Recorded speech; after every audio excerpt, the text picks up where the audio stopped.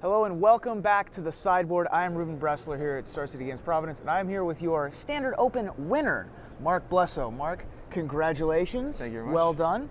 You were playing Junk Tokens, Yes. a deck designed by your friend Ross Merriam, who Completely I interviewed in the quick questions. And when I asked him what the most underplayed Planeswalker was, he looked at his deck list, which was your deck list, and said, Garruk Relentless and Sorin, Lord of Innistrad. Very much.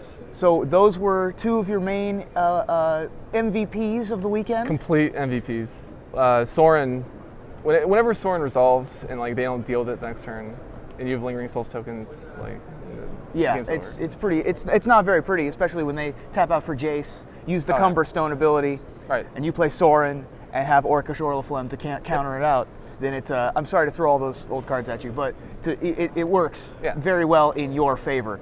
And also Lingering Souls against Terminus, I would rather be on the Lingering Souls end of that battle. Never, against Control, I used to play it once and I never flash it back until I see a removal spell, because all their removal spells are Wraths, like they have nothing, what are they going to do? Right, they don't have Curse of Death's Hold or anything like that. One of the interesting things about this particular tournament is the top four were all decks that had green and black in them. Some people splashed red, some people splashed white, like you. There was a player that didn't splash anything. It was just green and black. Why were the green-black decks so successful this weekend? I want to say, for the ones running main accelerants, just getting, if they're running Planeswalkers, getting the Planeswalkers out faster, huge advantage.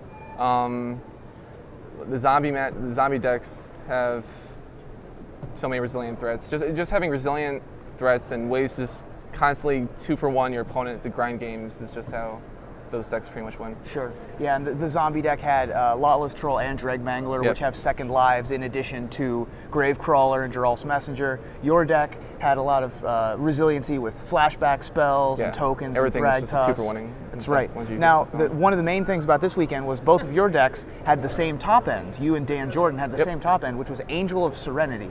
We had decided that that was the card of the tournament. Talk to me about Angel of Serenity. During the Swiss, I only cast the card. I only drew and cast the card once, and it was in the very last round, which won me that game. Sure. But all the other games, I just grinded out with Planeswalkers. The only time I played against Reanimator was against Dan, and in that matchup, having Angel is huge because his deck doesn't run that many removal spells. He runs like Sever. I'm pretty sure that was it. Right. Just whoever sticks to Angel.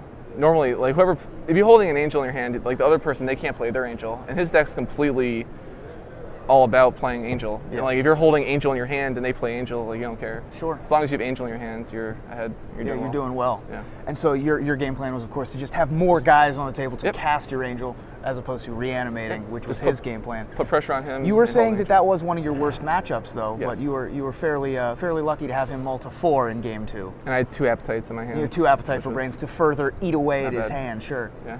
Well, Marc, was there anything else you'd like to say about the deck? Well, the deck was completely made by Ross here. I don't know if you have anything you want to add, but